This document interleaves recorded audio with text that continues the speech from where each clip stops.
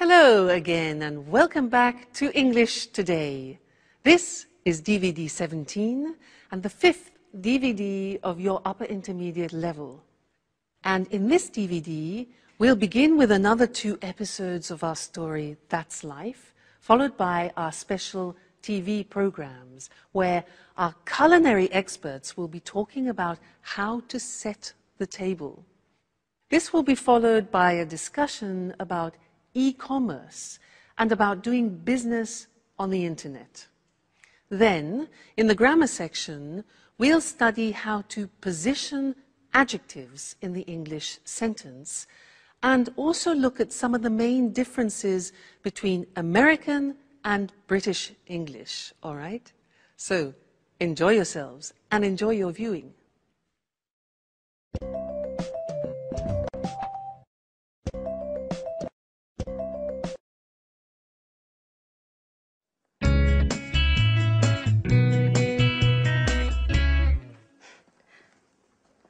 I knew it. It couldn't have been different. But watch out! Oh, God. Did you hurt yourself? Oh, no. You should watch where you're going. Oh, no. Oh, no. I'm just walking into things. You know, I'm a bit absent-minded. When I was a kid, I was always falling over. I was always covered in bruises. But, oh, excuse me now. The first full moon of the summer. Just wonderful. Hey, what's the full moon got to do with anything? No, nothing. Come on, please. Tell me what you're reading. It's just a beautiful love story full of passion. It's a love story between a young lady of the nobility and a farmer. The girl's father wants her to marry a lord and is against the relationship.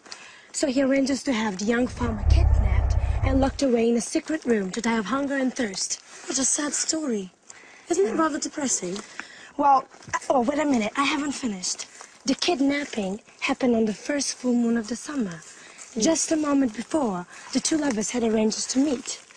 Legend says that every year on that night, the young girls return to look for her lover. Do you see? What should I see? It's a legend. Don't tell me I should believe in such a stupid thing. Well, on the contrary, I think you should. This is the interesting part. This love story took place here, in this house. And tonight, there's the first full moon of the summer. Oh, this is so exciting. I know this holiday would bring some pleasant surprises. You must be mad. And by the way, where on earth did you find this book? Well, up in the Arctic. It must have been written by one of Paolo's ancestors. If I'd known that room contained some treasures like this book, I'd lock myself in there for the whole holiday. You shouldn't go nosing around everywhere, Michelle. Well, then you should leave me alone then. I'm going to get the others together now, and we'll devise a plan for tonight so we can look for the young girl's ghost.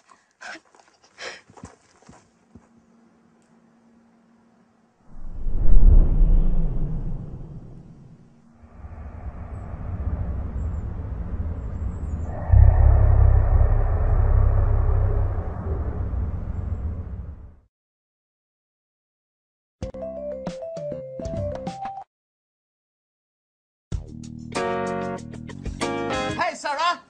Like a flip? Hello! Hello! I'm glad you're here. We've been here since noon. We've made an incredible discovery. What's this about? Well, according to Michelle, this house is home to the spirit of a young girl. And this young girl is going to appear to us tonight as a ghost. Don't make fun, okay? It's true. I read it in a book I found at home. And I can feel it, too. There's a strange atmosphere, almost surreal. I think the only strange thing here is you.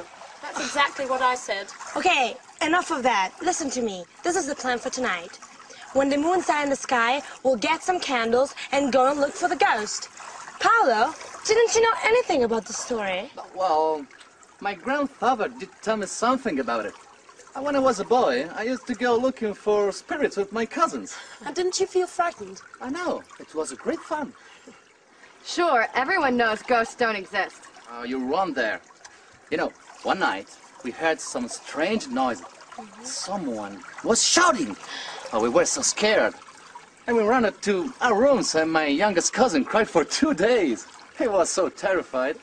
What rubbish. I think you just invented the whole story. Okay, stop arguing. Paolo and I are going to look for the ghost tonight. Sandra, you coming with us? Well, I don't really believe in these things, but if you're both going, well, why not? It'll be a bit of change from the other evenings. And, by the way, I'm quite curious to find out whether this ghost really exists or not. Sarah, are you coming with us? Oh no, I don't believe in spirits, and I don't do such stupid things. I'll just stay in my room and read. Oh, come on, Sarah. Don't be the usual spoilsport. Come with us. You'll see, it'll be fun. Don't insist. I said no. That damn pub. She wouldn't be like this if it hadn't burned down. I know, you're right. Let's try not to let our problems get us down. Sandra, can you call Mike and Anne? And we'll tell them what's the plan for tonight. Okay. Ghost hunting under a full moon, yeah.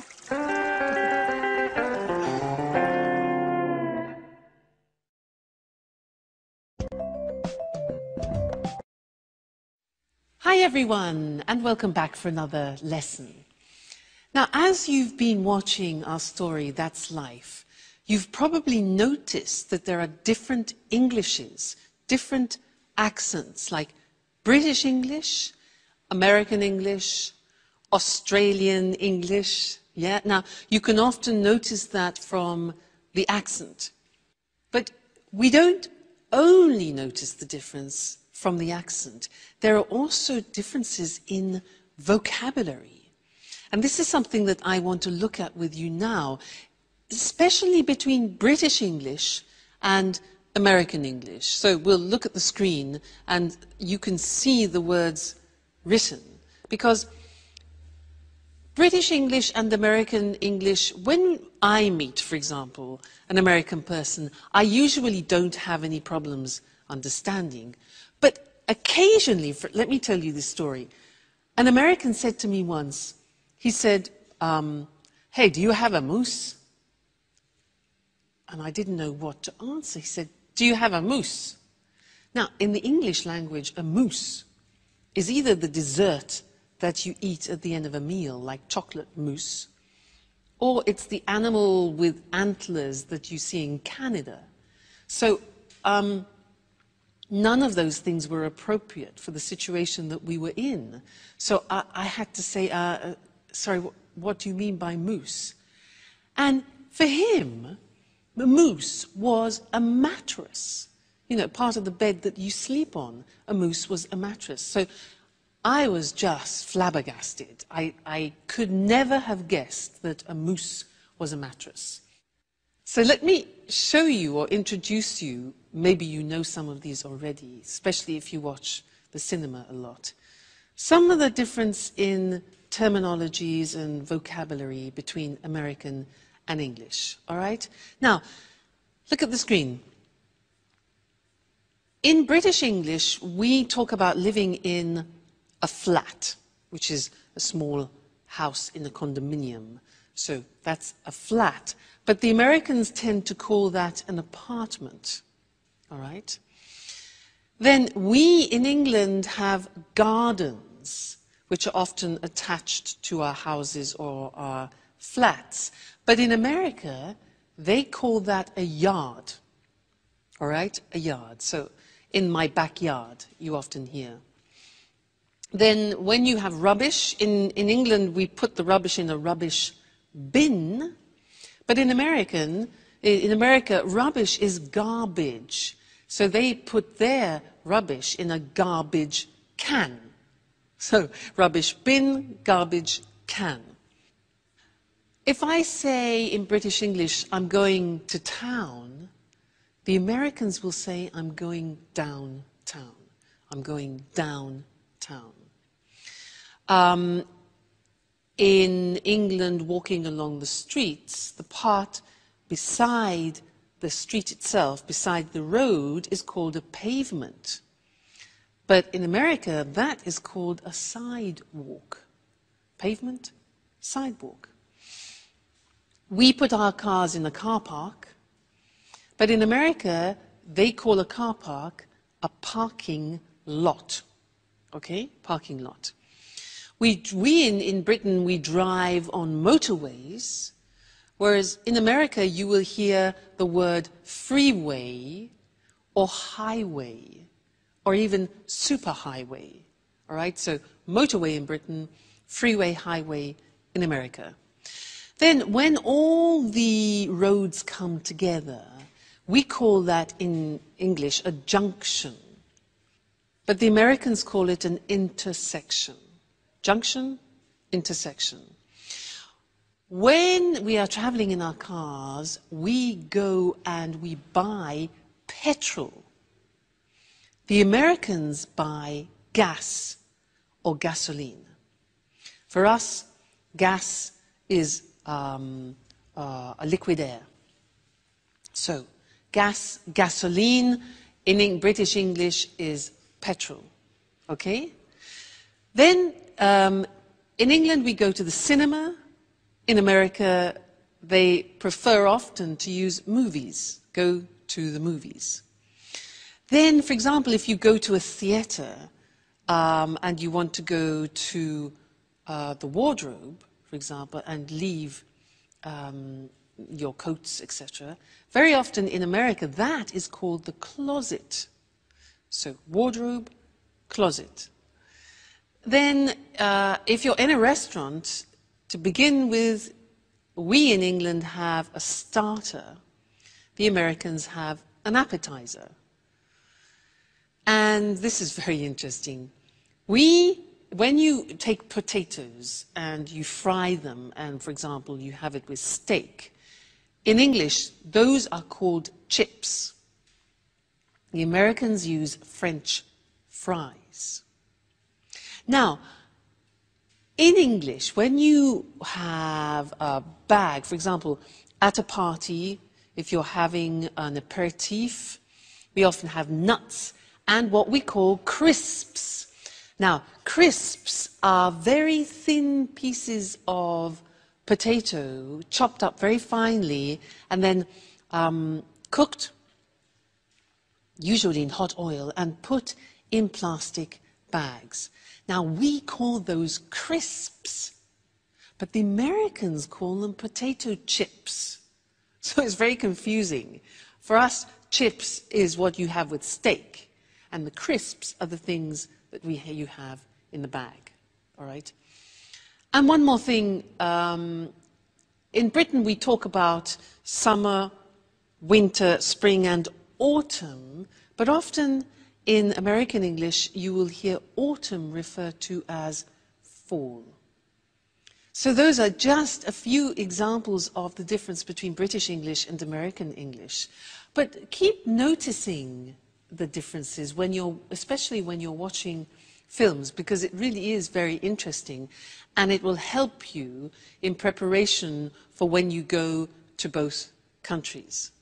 All right, so good to see you again, and I look forward to seeing you again in the next lesson. Bye.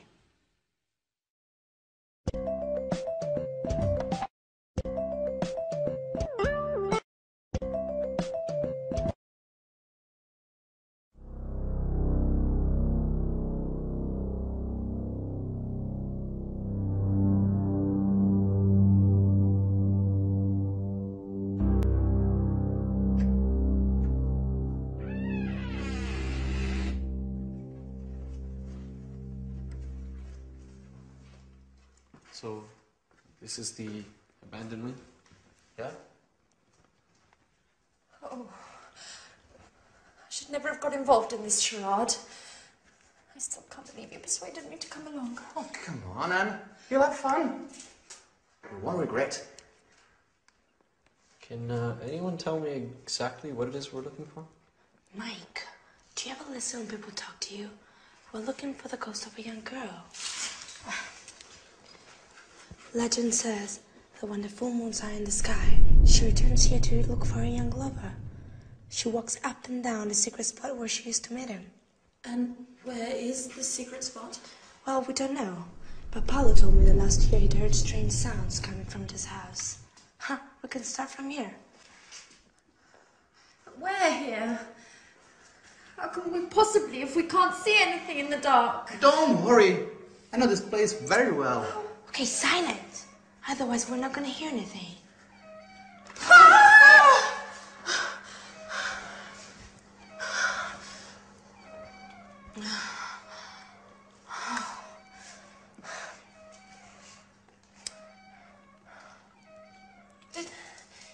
Did anyone ask Sarah if she wanted to come along with us? Of course we did. She isn't interested. She doesn't believe in ghosts! Well, you know, you still should have insisted. It's not nice to leave her all by herself at night. Okay, can we please start searching again?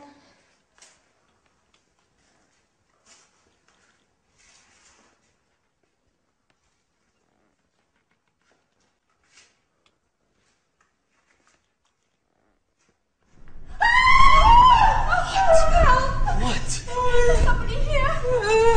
Somebody I don't see anything. Are you sure? touched me on my shoulder. Yes, I'm sure. I'm sure they squeezed my shoulder.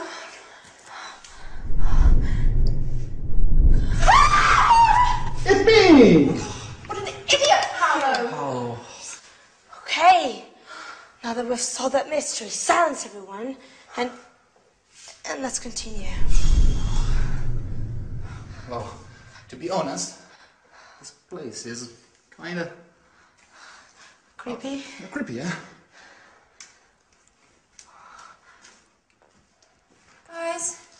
Guys, wait for us. Please.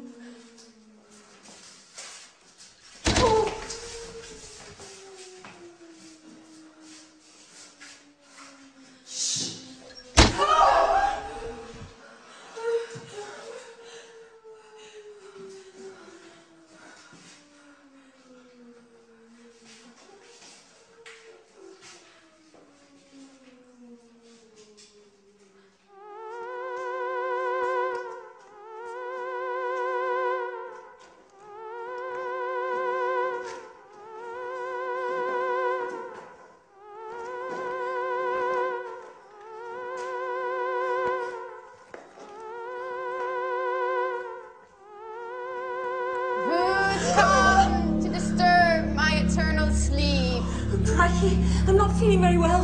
I think I'm going to faint. Shut up. Well, no, we read about you and we want to get to know you. I don't like intruders. Do you know what happens to the people who cross my path? What happens? A horrible death. You must choose between being burnt alive or being eaten by wolves. Oh my God. Listen, Miss Lady Ghost. I think there must be some misunderstanding here. We're all going to leave now and let you look for your lover in peace and quiet. Right, everyone? Don't move an inch. It's too late. Your fate has been decided. Oh, I beg you, please don't kill us. I didn't even want to come. They forced me to come with them. Really. Be quiet. Now, all of you, close your eyes and put your hands up in the air. And now...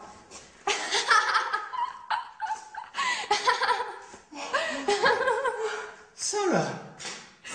So you were the ghost? Yes. I was in my room reading when I thought of dressing up and scaring all of you. And I must admit, it was worth it. You don't know how funny you all looked. Your face is white with fear, and your voice is pleading for mercy. I've never had so much fun. Yes, but you gave us all a big shock. Yeah. Yes. But if it made the old Sarah come back, then long live ghosts.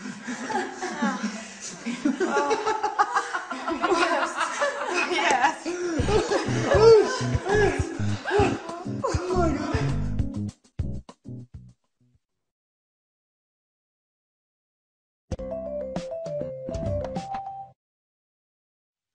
Do you believe in ghosts? I do. You know, once when I was teaching in England, I was in a mansion, a beautiful old house in the country. And they told me that every day in one of the rooms in a mansion, there was a breeze which passed through the room every afternoon at 4 o'clock. And they said it was a friendly ghost, a woman, who haunted the house. Every day she passed through the room at 4 o'clock on the dot. I believe in ghosts. They're all in Scotland and Britain, I think, in general. Now, I want to do something with you in this lesson related to English adjectives. If you look at this bag, if you want to describe this bag, you could say it's big, you could say it's brown, it's useful, it's casual. So these are a few adjectives which you could use to describe the bag. Now, the problem is if you want to use more than 1 or 2 adjectives before the noun, how do you order them? Do you say it's a big, casual, useful brown bag, or it's a brown, big, casual, useful bag? That's the problem. Well, in English, there is an order, a specific order, which we're now going to look at on the screen together, so that you can decide every time you're using adjectives what order to put them in. Let's take the bag. So look at the screen. The first adjective that we would say is the adjective of opinion. So adjectives of opinion are, for example, interesting, boring, fascinating, in this case, useful, okay, or even casual. Then we talk about the dimension or the size. So it could be big, small, thin, thick. In this case, the bag is big. After we talk about the age, is it new, is it modern, is it ancient, is it old? And I think we could say about this that it's a new, more or less, a new bag. So far we have a useful, big, new bag. Then we talk about the shape. This bag is square. It could be oval. It could be round. So we've got shape. Then we talk about the color.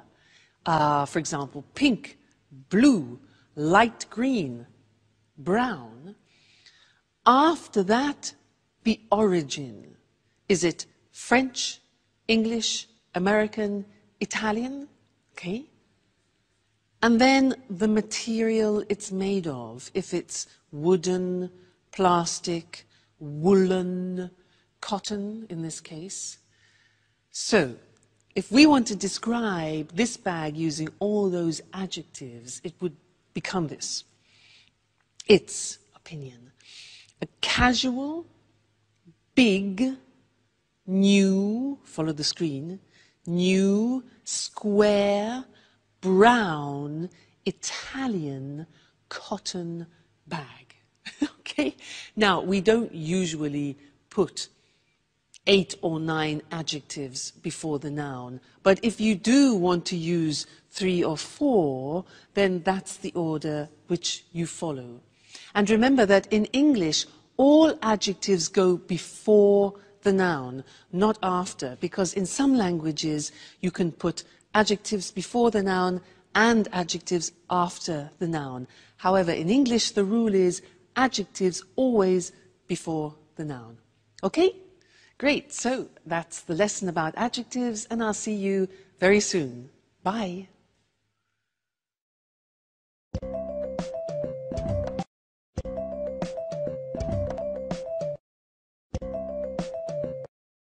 Welcome to Cooking Today. Hi, Lisa. Good to see you. Good to see you again, Nancy.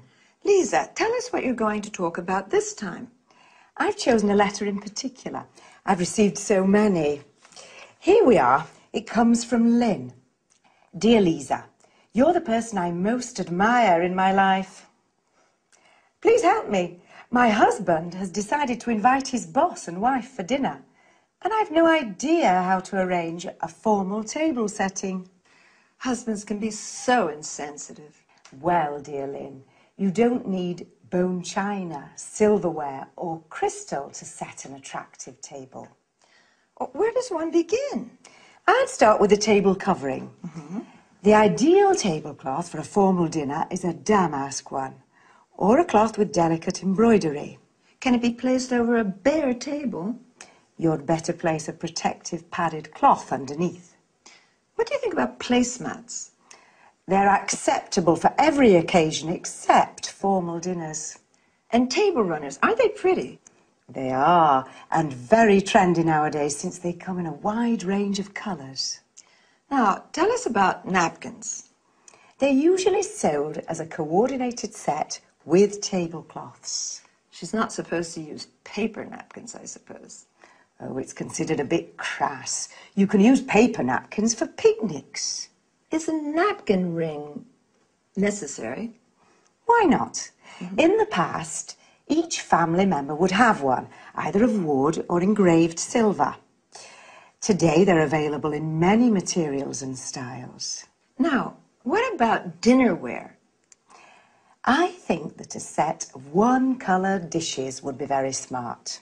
Round plain plates, a side plate, and serving dishes are perfect. What about glassware? The best for formal dinners is a long-stemmed goblet of medium height. Lynn will need a wine glass, a water glass, and a flute for champagne. And cutlery. How do you arrange forks and knives? Forks are placed to the left of the plate. Spoons and knives to the right, with the blade facing the plate. At the top of the plate, you place dessert forks and spoons. Of course, carving forks and knives are necessary when serving roasts. I see. How do you feel about centerpieces? Well, a basket filled with fresh flowers would smarten the plainest of tables. You can also use candles. It's a real work of art. Yes, and a pretty setting makes food taste better. Thank you, Lisa, for this informative chat. It was a pleasure.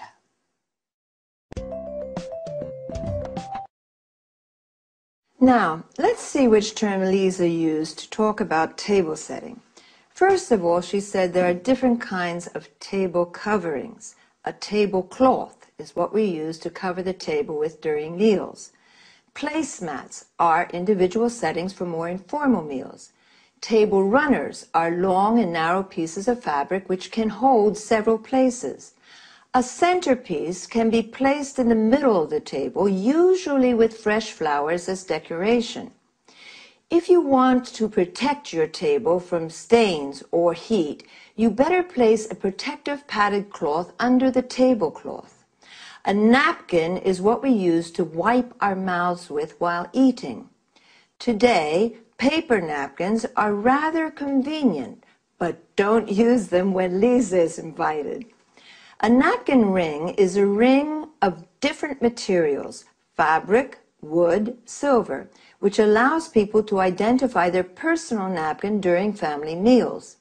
Now, let's go to dinnerware or dinner service, also called crockery, or plates, side plates, or serving dishes used for meals.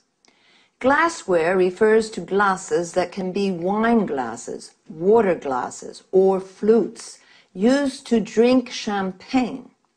A stemmed goblet is a tall glass with a stem used in formal dinners. Cutlery, commonly referred to as silverware, refers to forks and spoons and knives. Serving forks and spoons are used to serve food from the serving dish. That's all for this time. See you again next week.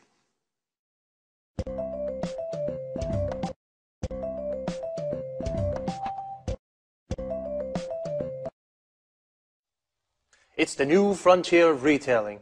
It's revolutionized the way we do business, and it brings in customers from all over the world. Of course, I'm talking about e-commerce. I'm Eric Brown, and this is Let's Talk, the discussion program with our commentators, Tom and Marie. Good evening, everyone. Good evening. Well, what are your thoughts on e-commerce? Do you buy things online? Of course I do. I always book low-cost flights, and I also buy DVDs and books on the internet. As most people do, I shop online not only for the convenience, but also to pay the lowest price possible on any given item. I used to visit different websites to shop around for the lowest price, but now that automatic comparison shopping is possible, my browser automatically shows me the prices for the same DVD at different online stores on the web. I can easily compare prices and choose which one to buy. Marie, did you know that you're a typical online shopper?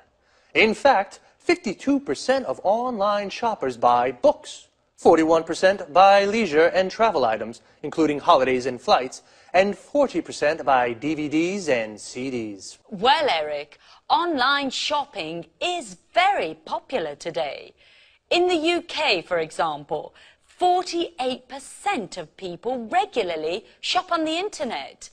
Did you know that economists put the value of online shopping in the UK at £2.26 billion, and that the e-retail market is growing by 32% a year?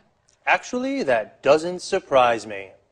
E-commerce is having a huge impact on the way we do business. It's increasing markets, improving efficiency and effectiveness, and is transforming business processes. Tom, why are you so quiet? What do you think about e-commerce? Well, to tell you the truth, I'm very skeptical about e-commerce for many reasons. Why exactly are you skeptical? Well, let's start with the issue of security. Credit card details can be stolen, and it's possible to order goods from bogus companies, ones that don't really exist. There are also lots of scams to trick people into handing over their login details for online banking, and then their accounts are emptied. So, according to you, buying things online is risky? Yes. Also, you can't be sure you'll get the goods you ordered, and if there's something wrong with them, who pays for the goods to be returned? You do. Tom, I agree with you, but up to a certain point. There are some problems with e-commerce, but these problems aren't stopping people from spending more and more online. At the same time, e-commerce has many advantages for business people. Could you explain some of these advantages, Marie? Well, it's cheaper for a retailer to set up a website than it is to rent a shop, fit it out, and pay someone to work there. Besides, a website has global reach, so customers can come from all over the world. Okay, an interesting discussion. But I'm afraid, yet again, we've run out of time. Once again, I'd like to thank our commentators. Thank you. Thank you. And goodbye to everyone. And see you again next week for another edition of Let's Talk. The topic today was e-commerce, electronic buying and selling. More specifically, we spoke about e-retailing and online shopping. Retailing is the selling of goods directly to consumers. Consumers are the people who buy goods. Online means with the internet. So, online shopping is buying things on the internet. The e-retail market, that is the selling of goods online, is growing. Well, online shopping has its positive aspects and negative aspects. Marie said you can find the lowest price thanks to automatic comparison shopping. Automatic comparison shopping means your browser, the program you use on the internet, automatically shows you the prices of the same products at different online stores. An online store is a virtual shop on the web. The web is another word for the internet. With this kind of shopping, you don't have to shop around. To shop around means visit different shops to look for the lowest price. It's cheaper for retailers, people who sell goods to consumers, to set up a website Then to fit out a shop. To set up a website means to develop a website. Notice how we say to fit out a shop. This means to make a shop ready for use. For example, add shelves, lights, mirrors. Tom, on the other hand, is skeptical about e-commerce. This means he has doubts. He says online shopping is a risk. There are lots of bogus companies. These are companies that don't really exist. And lots of scams. A scam is a trick to steal money from people. Again, we have run out of time. To run out of something means you have finished it. So, goodbye and see you again soon.